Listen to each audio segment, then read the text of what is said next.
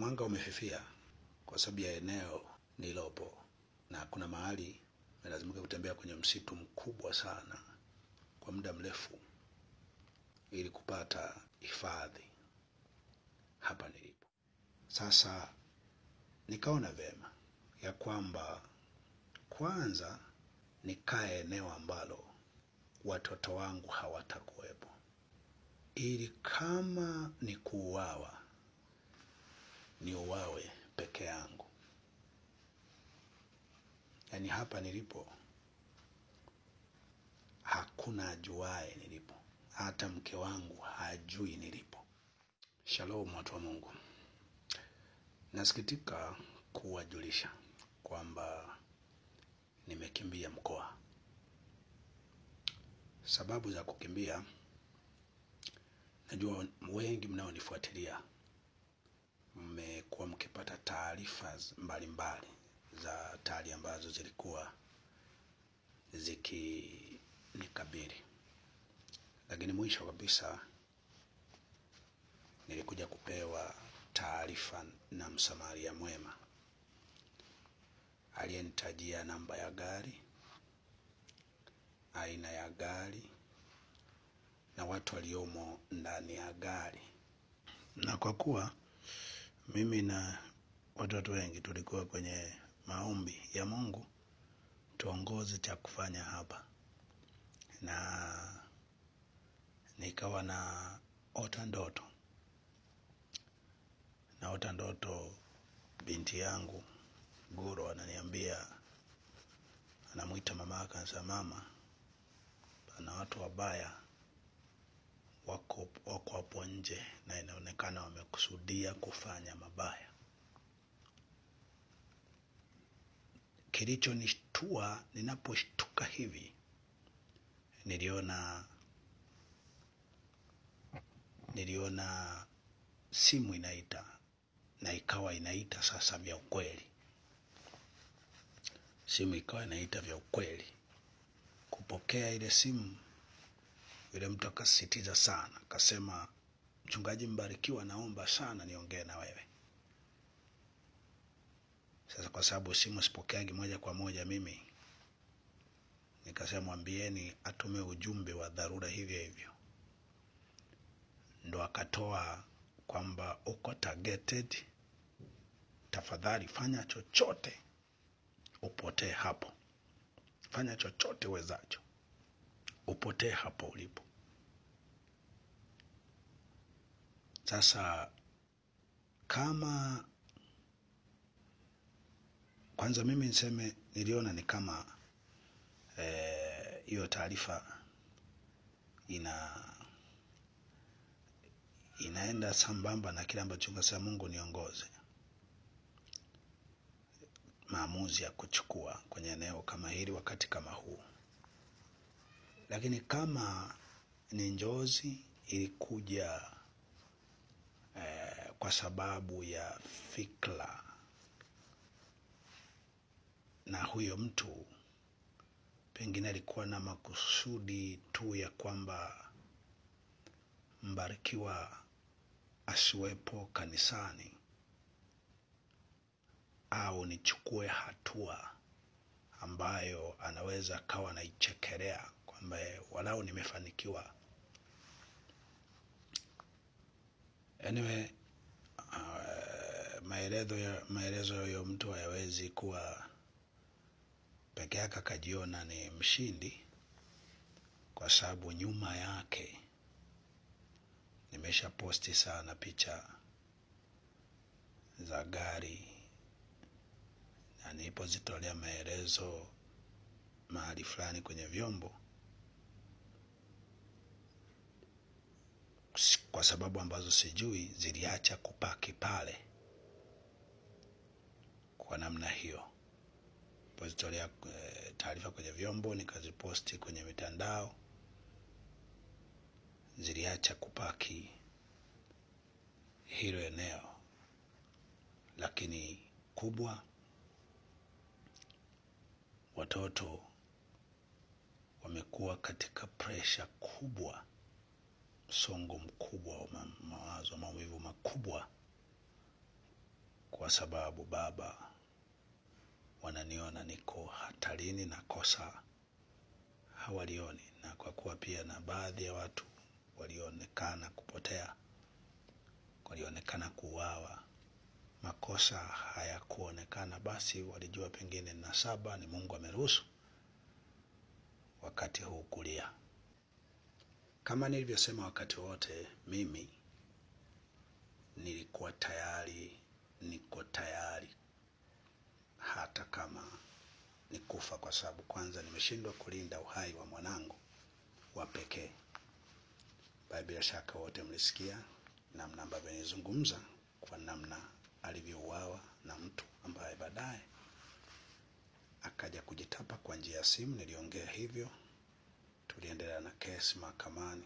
Asante Mungu, mahakama ikunitia hatiani kwamba nimesema uongo, sababu pia mhusika hakutokea kukanusha au kukana kwamba mimi sikusema kwa njia ya simu kwamba nimemuua mtoto wa pekee wa Mbarikiwa. Kwa hiyo sababu mimi sikuwa na sababu ya kuogopa kufa. Haiwezekani niponze uhai wa mwanangu alafu mimi nijiponye. Haiwezekani niponze uhai wa Sifa mimi nijiponye. Lakini pana sababu mbili zilizopelekea iwe kama nimejiponya na ifanyike kila ambacho wengi wanasema, mbona ulikuwa unapinga, unakataa wenzako wakifanya hivyo? Nitaelezea kama sio hapa wakati mwingine, lakini sikiza sababu hizi mbili. Sababu ya kwanza, mimi nina vijana ambao wameshakusudia kwamba mchungaji, hakuna, yani atakayefanikiwa kukuua lazima tuue kwanza sisi. Hesabu yangu nikaona, baada ya uchunguzi tukaona ni kweli, ni kama wanaweza wakaja wakaua idadi yoyote ya watu. Hapo itakuwa ni kama mimi ndiye niliyepelekea idadi kubwa ya watu wakauawa, kwa sababu tu pengine inatafutwa roho yangu. Lakini kabla B yake nikaona inawezekana, kwa sababu nia pengine ni kumuua Mbarikiwa tu. Kosa nitakujulisha kidogo hapa. Pengine kwa sababu nia ni kumuua tu Mbarikiwa, hao watu wanaweza kuvunjwa miguu kwa risasi, wakajeruhiwa na Mbarikiwa kauawa.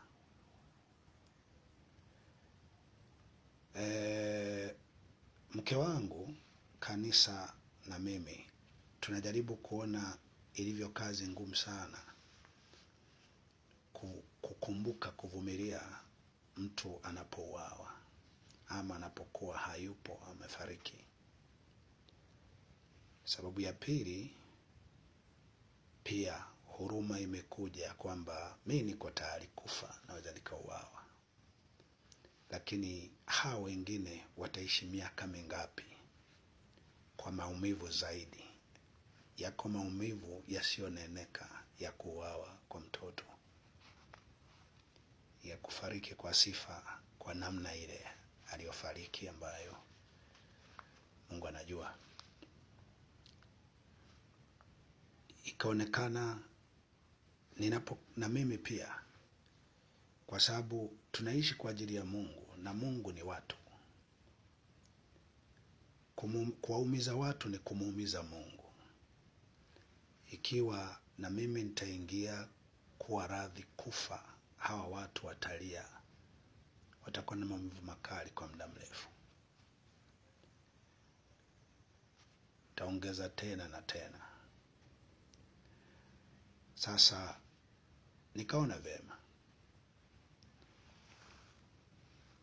ya kwamba kwanza nikae eneo ambalo watoto wangu hawatakuwepo,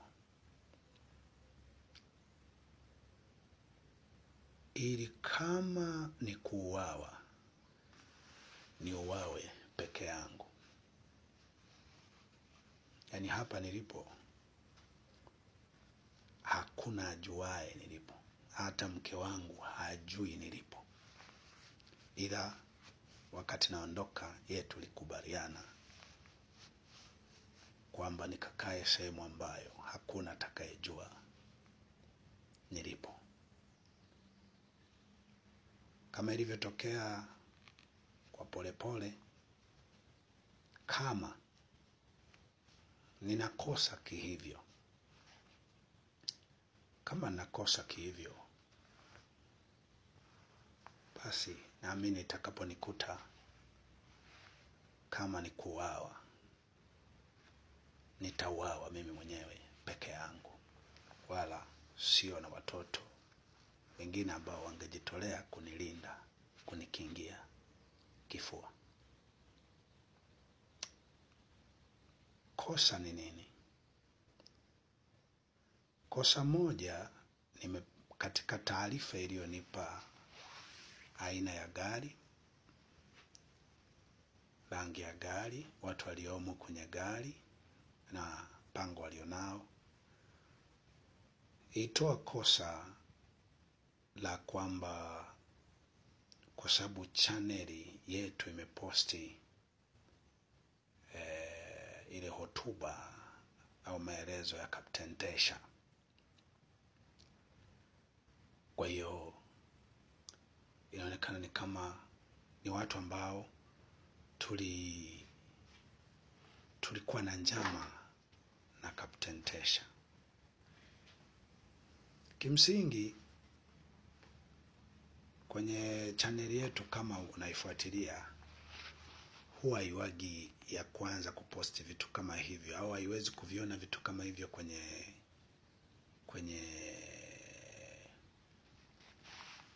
chaneli moja tukawa wa pili. Mpaka tunarusha ile ya Captain Tesha ilikuwa imesha sambaa sana. Kwa hiyo sisi tukajua hii bila shaka haina tatizo, wahusika wamejua pengine kinachozungumzwa kina maana. Lakini pia huwa tunauliza baadhi ya wanaokuwa kwenye nafasi fulani kwamba kama hii ikoje, wanakuambia hapana, mbona sasa watu wengine wameshairusha, na hata kama jeshi lingekuwa linasema hiyo taarifa itakiwi, kwenye ufafanuzi wake lingesema wote waliopandisha taarifa hiyo waiondoe. Pamoja na hayo, sisi tuliondoa ile tuliposikia kwamba Kabigomila alikuwa analalamika kwamba jamani, mimi Tesha sio ndugu yangu, na kuna vijana fulani almaarufu machawa kwa anasema kwamba huu ni mpango wa wachungaji, sio mchungaji. Kwa ni kama ilimletea, ni moja ya clip iliyomletea shida mchungaji Dickson Kabigomila.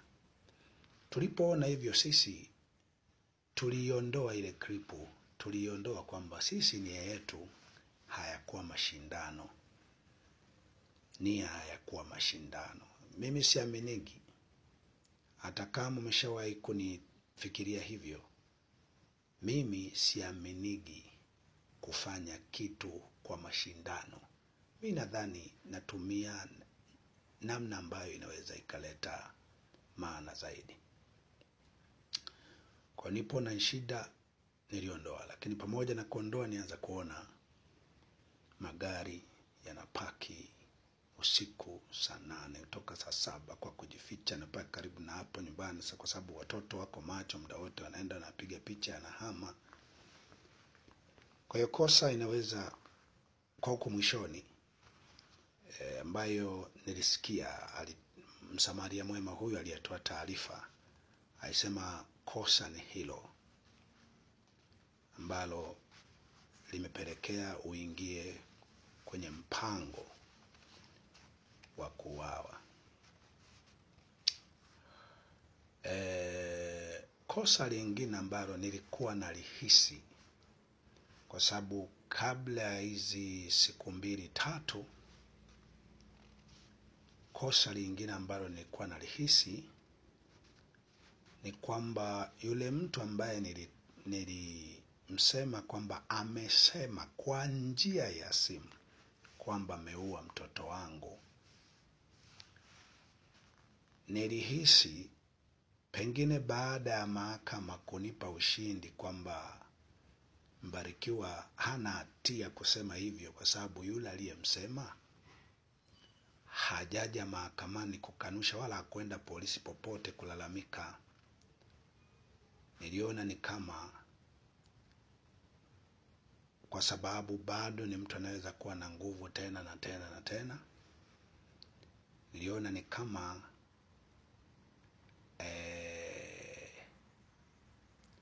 anaona Mbarikiwa kama amenishinda mahakamani, inabidi asiwe hai.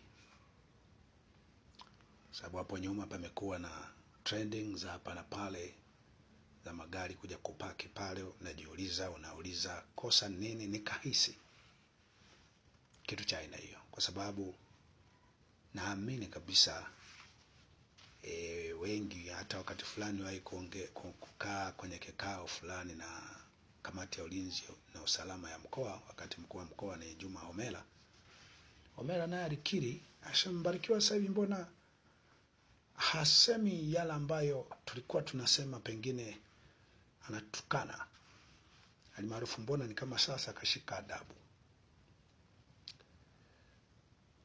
Kwa hiyo na mwanga umefifia kwa sababu ya eneo nilopo, na kuna mahali nimelazimika kutembea kwenye msitu.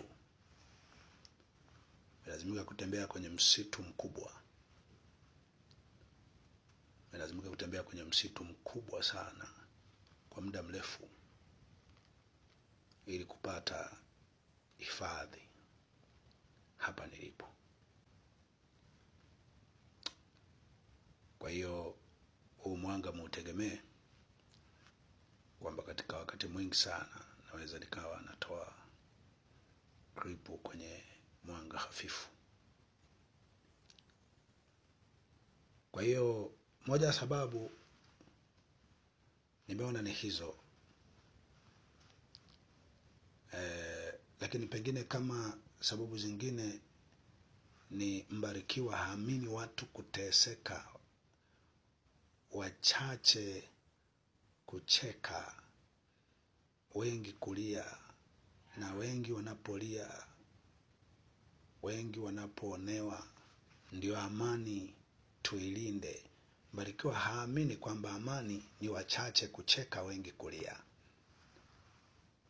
Mtu wa aina hii hastahili kuishi. Kama hilo ni kosa la usilopenda kutendewa, usimtendee mwingine. Kama nayo hayo ni moja ya makosa katika Injili, mahubiri, makatazo nayohubiri, kama nayo ni makosa ambayo yanapelekea niuawe, nitafutwe, niwe hatarini, nilalamike lakini sisikilizwe, kwa sababu nimewahi kutoa taarifa polisi kwa habari ya kijana ambaye nitishia kuniua. Ile taarifa ilishia tu kwamba kwenye uchunguzi. Hii ya magari ambayo yamepaki karibu na mimi, nitoa taarifa polisi mahali fulani kwa njia ya simu, nikampigia mtu ambaye sitaki kusema kwamba pana hatari hapa. Mimi naamini polisi wakipata taarifa kwa njia ya simu kama hivyo, ni taarifa tosha kabisa ambayo wanaweza wakakimbia kufika hilo eneo ili kuhakiki pana nini. Lakini hapa kuchukuliwa hatua yoyote. Kwa mazingira kama hayo, sijui, inawezekana makosa ni mengi, na moja ya makosa ni acha kuhubiri kwamba amani sio wachache kucheka, wachache kushiba, wengi kulia. Hiyo ndo amani ambayo tunatakiwa tuilinde. Sasa usipinge hivyo. Tunaposema amani, tunu ya amani tuilinde hivyo, wakati wachache wanacheka, wanakula, wengi wanalia. Wewe hutaki tulinda amani ya aina hiyo. Niwaambie kwamba nipo hapa kwa muda. Nimeona ikiwezekana watoto wangu ikiwezekana wajaribu, kwa sababu hata kama wanauawa, nimetaka isionekane wanauawa kwa sababu wananilinda mimi. Kama wanauawa, ionekane ni wao wenyewe na mawazo walionayo na namna ambavyo wanajisikia. Lakini baada ya muda ikionekana hakuna, wameshajiridhisha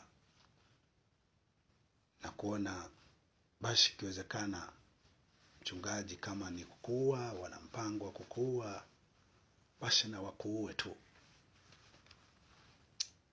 Na wakuue tu kuliko hii hali, au wengine na wenyewe wakija kuona mambo magumu zaidi ambayo sasa wanaona imeshindikana.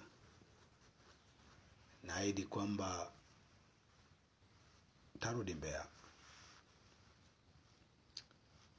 Tarudi Mbeya. Taonekana kanisani. Tahubiri haya. Usilopenda kutendewa, usimtendee mwingine. Amani sio wachache kushiba, wengi kulia. Amani ni hali ya unavyojisikia vizuri. Amani inakuja mpaka uone mtu mwingine naye anajisikia vizuri kama unavyojisikia vizuri. Otherwise uweze ukaenda msibani ukasema mimi nina amani. Watu watasema wewe ni mchawi. Ndio hiki ambacho baadhi ya wanaonufaika na vilio vya wengine, ukipigia kelele na kusema jamani, amani hii tuilinde. Mimi naamini, nahisi kila anayesema amani tuilinde wakati watu wanalia, watu wanaumia, watu wanalalamika, nahisi ni mchawi, ama kwao kuna asili ya uchawi. Kwao bibi yake, babu yake, kwa vyote vile walimrithisha uchawi bila kujua. Huyu ni mchawi. Amani ni mpaka na mwingine wanajisikia vizuri. Ukiona watu wamepata ajali hapo, miguu imevunjika, wamepasuka vichwa, wamepasuka utumbo, nasema nina amani mimi. Ukiona mtu anapiga mtu, anaua mtu, nasema nina amani mimi. Ujue unafurahishwa na kila anachokifanya yule. Ujue umefurahishwa na mabaya, vilio hivyo ambavyo hao wengine wanalia. Kwa hiyo watu wa Mungu, nitawarudia kufafanua vizuri, na hasa baada ya comment hapa na pale nitawarudia kufafanua mambo mengine. Asanteni sana. Mungu abariki sana. Amen.